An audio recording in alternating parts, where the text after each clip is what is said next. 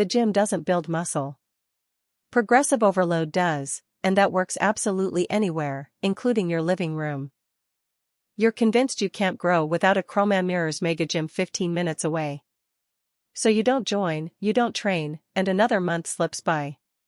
Funny moment, you finally sign up, walk in once, get intimidated by a guy curling more than you weigh, and cancel after the free week.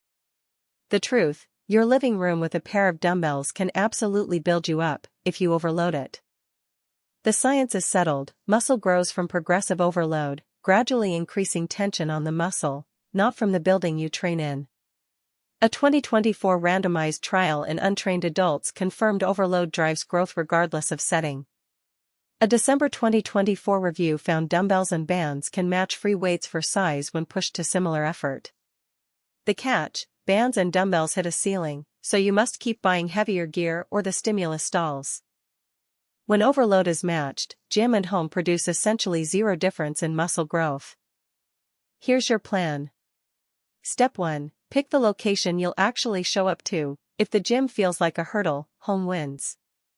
Step 2. Use dumbbells, bands, and a pull-up bar, and increase load or reps every single week so you keep overloading. Step 3. The moment your home gear caps out and you can't add resistance, graduate to a gym or buy adjustable weights. Location is a detail, consistency is the strategy. Myth: you can't build real muscle without a commercial gym. Truth: dumbbells and bands build real muscle at home, provided you keep progressively overloading them, exactly as the 2024 trial showed. The gym is convenient, not magical. Your effort and progression matter far more than the address. Today, overload beats location, dumbbells and bands can build you, and upgrade your gear once home resistance caps out. This has been InfoVital. Like, subscribe, share.